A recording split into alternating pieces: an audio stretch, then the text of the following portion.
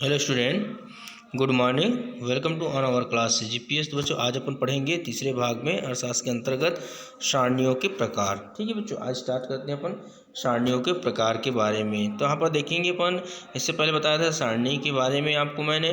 तो आइए देखते हैं बच्चों, इसमें जो है आपका सारणी के प्रकार के अंतर्गत पहले सारणियों को मुख्य रूप से 3 भागों में बांटा जाता है। पहला है उद्देश्य के आधार पर, दूसरा है बनावट के आधार पर और तीसरा है मौलिकता के आधार पर बांटा जाता है।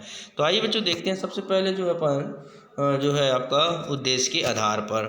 ठीक है, तो उद्देश्य के आधार पर देखेंगे। उद्देश्य के आधार पर सारणी निम्न 2 प्रकार की होती है। पहले सामान्य उद्देश्य वाली सारणी, इसको general purpose of reference tables कहा जाता है इसको इंग्लिश में। इस श्रेणी को कोई विशेष उद्देश्य नहीं होता इसका। इस तरह की सारणियाँ अधिक बड़ी होती है। यह प्रायः प्रकाशित आवेदनों प्रतिवेदनों में पीछे दी हुई रहती है और उसे विभिन्न ढंगों से विभिन्न लोगों द्वारा लाभ उठाया जा सकता है। सरकारी प्रकाशनों एवं जनगणना रिपोर्ट में इस सारणी का अधिक प्रयोग किया जाता है, क्योंकि बहुत ज़्यादा मात्रा में उसका उपयोग किया जाता है। अगला है विशेष उद्देश्य वाली सारणी, मतलब स्पाइस प्रपोज टेबल। यह मतलब होता है सारणी सामान्य उद्देश्य वाले सारणी की सहायता से किसी विशेष उद्देश्य के लिए बनाई जाती है। यह जो है बनाई जा सकती है, यह आकार में समानता छोटी रहती है तथा किसी एक निष्कर्ष या कुछ निकट संबंध वाले निष्कर्ष को बनाने के लिए बनाई जाती है। तो आइए देखते हैं इसको तैयारी करने की विधि कैसे करते हैं, इसके बारे में बताया गया है। समान उद्देश्य वाली सारणी के आधार पर विशेष उद्देश्य वाली सारणियों का निर्माण किया जाता है, जिन्हें तैयार करने की रीति निम्न प्रकार है। पहला, इनमें जो है उन आंकड़ों या उन समंकों को छोड़ दिया जाता है जिनकी सारणी के उद्देश्य से संबंधित नहीं होता, पहला नियम है ना। दूसरा, इसमें विस्तृत समंकों को वर्गीकृत करें या संक्षिप्तकरण के आधार पर संक्षिप्त किया जाता है, मतलब छोटा किया। दूसरा है, इसमें जो है इनमें निरपेक्ष संख्याओं के स्थान पर माध्य, प्रतिशत, अनुपात आदि का प्रयोग किया जाता है बच्चों यहाँ पर। अगला है, इनमें जो चौथा, इनमें सामान्य सारणी में प्रस्तुत क्रम को बदला जा सकता है अलग अलग प्रकार से। ठीक है, अब आते हैं दूसरा जो बताया था बच्चों बनावट के आधार पर। बनावट के आधार पर सारणी मुख्य रूप से दो तरह की होती है, इसमें बताया गया है। पहला, सरल सारणी सिंपल टेबल।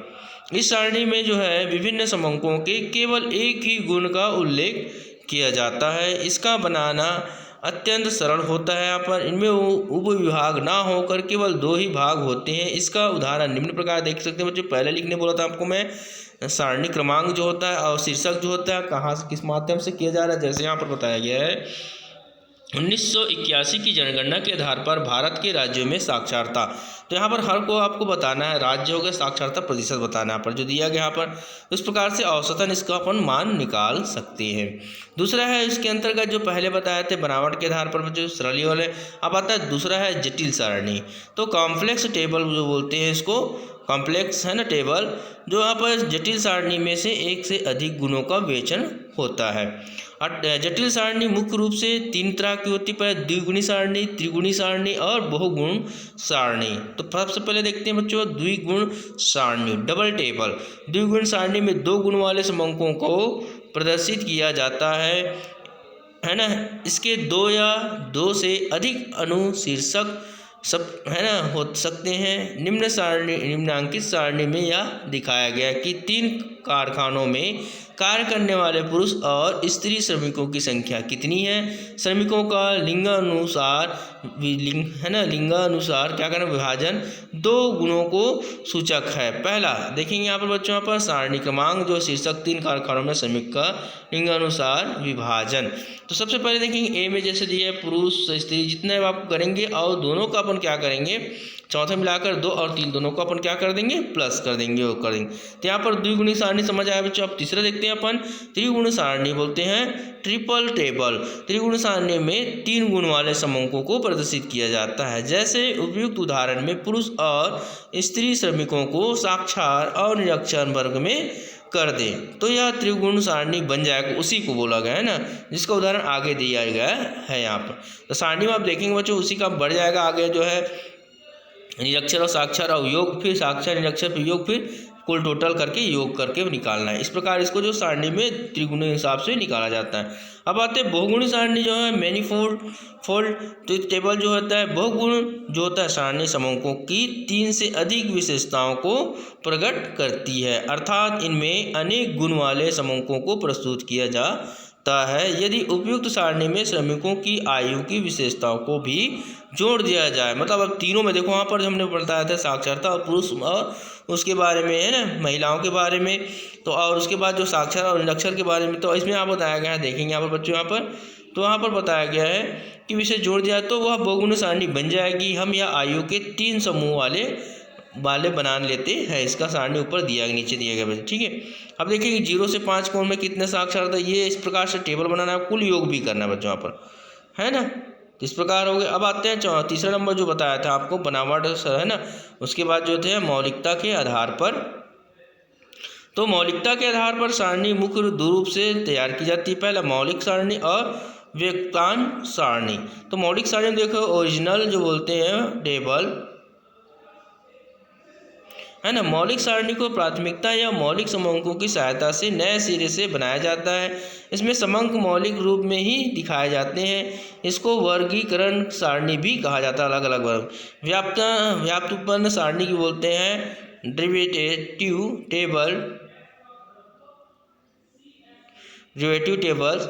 व्युत्पन्न सारणी में समंकों को उनके मौलिक के रूप में प्रस्तुत ना करके समंकों की सहायता से प्राप्त हुए माध्य प्रतिशत अनुपात आदि के रूप में व्यक्त करते हैं। तो आइए देखते हैं यहाँ पर सारणी की, उसके बाद अब देखेंगे बच्चों यहाँ पर सारणी की रीतियाँ, कौन कौन से रीति से अपन बना जाते हैं। देखिए यहाँ पर सारणी की रीतियाँ जो है सारणियन का, तो सामान्यतः सारणी बनाने की निम्न 2 रीतियों का प्रयोग में लाई जाती है। पहला हाथ के द्वारा या यांत्रिक सारणी के द्वारा। तो हाथ के द्वारा देखते हैं बच्चों, हाथ के द्वारा जो है बाय हैंड। खोज या अनुसंधान का क्षेत्र छोटा होने पर मानवीय प्रयास द्वारा सारणीयन किया जाता है। छोटा होने पर इसमें अवलोकन करने की संख्या सीमित मात्रा में होती है। इसे निम्न उदाहरण के द्वारा स्पष्ट किया जा सकते हैं। जैसे अपन बनाते हैं बच्चों, यहाँ पर सारणी क्रमांक लिखना है आपको, शीर्षक लिखना है श्रमिकों की मासिक मजदूरी। तो यहाँ पर 0 से 40 बताया गया है। छात्रों की संख्या बताया गया, टेली करना है, इसमें 2 लिख 2 कॉलम बनाना है। 40 से 80 में यहाँ पर 4 है तो 4, यहाँ पर 80 से 120 के यहाँ पर 7 है तो 4 और 1 5 6 और 1 7। इस प्रकार इसका सारणीयन करना है और टोटल करना है, ठीक है बच्चों। अब देखते हैं दूसरा यांत्रिक सारणीयन, जो मैकेनिकल जो है टेबुलेशन के अंतर्गत बताया गया। मानवीय प्रयास हाथ के द्वारा सारणीकरण वही संभव है जहाँ सांख्यिकी सामग्री थोड़ी ही हो, लेकिन किसी बड़े अनुसंधान क्षेत्र में जहाँ सामग्री अधिक होती है वहाँ हाथ द्वारा सारणीयन में बहुत समय व मानवीय जो है श्रम लगता है, टाइम लगता है, उसमें बोलता है। ऐसी ही परिस्थितियों में मशीनों का प्रयोग अधिक अच्छा होता है, मतलब इसको मशीन के द्वारा प्रयोग करना। जैसे परिणाम स्वरूप बोला गया है परिश्रम समय एवं धन की बचत होती है। अब होलेरित यांत्रिक सारणी में अधिकांशतः पैरामाउंट एवं पावर्स नामक मशीन प्रचलित होता है इसी में, ठीक है बच्चों। अब अगला देखते हैं, यहाँ पर जो है सारणी यांत्रिक सारणीयन में निम्न क्रियाएं करनी पड़ती है। तो पहला देखें संकेतांकों में बदलना, क्वांटिफिकेशन। मुख्य रूप से सूचनाएं प्रश्नवालियों अथवा सूचियों अनुसूचियों में होती है। इन सूचनाओं के लिए संकेतांक निर्धारित करके उन्हें निश्चित संकेतांकों में बदल देते हैं। जैसे शिक्षित एवं अशिक्षित के लिए कोई 2 संकेतांक जैसे 2 या 3 दिया जा सकता है। कार्डों पर लिखना, कोड कार्ड। सबसे पहले प्रश्नवाली में प्रविष्ट सूचनाओं को संकेतांकों में बदला जाता है। संकेत संख्याओं को सारणीयन कार्डों पर छिद्रों द्वारा अंकित कर दिया जाता है। अगला बच्चों परीक्षण, वेरिफिकेशन। तत्पश्चात इस बात की जांच भी कर ली जाती है कि कार्डों पर छेद जो है ना ठीक स्थानीय संकेतांक पर किया गया है या नहीं। अगला है कार्डों को छांटना, सॉर्टिंग करना, मतलब कम करना। अब संकेतांक छिद्रित कार्डों को एक विशेष प्रकार के बिजली है ना छांटने वाले यंत्र में डालकर अलग अलग कर दिया जाता है। और उसके बाद आता है बच्चों यहाँ पर सारणीयन। तो जो टेबुलेशन के अंतर्गत कार्डों को मशीन में रख दिया जाता है और मशीन ही सूचनाओं को इच्छित ढंग से संचित करती एवं छापती भी है यहाँ पर। तो इस प्रकार देखेंगे अपन सारणियन के जो बताया गया बच्चों यहाँ पर जो यांत्रिक जो है सारणियन में बताया गया। अब आते हैं यांत्रिक सारणियन के लाभ। क्या लाभ होते हैं पहला देखेंगे, यांत्रिक सारणियन के प्रमुख लाभ निम्नलिखित हैं। पहला, इस रीति से सारणियन में बहुत कम समय लगता है। दूसरा, इस रीति में उच्च मात्रा की शुद्धता पाई जाती है क्योंकि अशुद्धियों की जांच की जा सकती है। अब अगला दिया है सारणियन मितव्ययिता होती है। अब चौथा दिया है मानवीय श्रम की बचत भी होती है। यहाँ पर श्रम की महीना है ना जो होते हैं पुरुष लोग करते थे इसमें। पांचवा देखा अशुद्धियों की जांच अत्यंत सरलतापूर्वक किसी भी समय हो सकती है। अगला देखेंगे बच्चों यहाँ पर आधुनिक काल में प्रगतिशील देशों में यांत्रिक सारणी का प्रयोग हो रहा है। मतलब आज के डेट में जो है यांत्रिक सारणी का प्रयोग किया जा रहा है। भारत में भी प्रतिरक्षा लेखा विभाग CDA तथा जीवन बीमा LIC एवं कुछ अन्य विभागों में यांत्रिक रीतियों से ही सारणियन किया जाता है। इसका प्रमुख दोष यह है कि प्रारंभ में मशीन खरीदने में काफ़ी खर्च होता है जो सबके लिए संभव नहीं है। तो बच्चों हम दूसरे में देखेंगे द्विचर आवृत्ति सारणी। ठीक है, द्विचर आवृत्ति सारणी के बारे में अगला जो पाठ में पढ़ेंगे।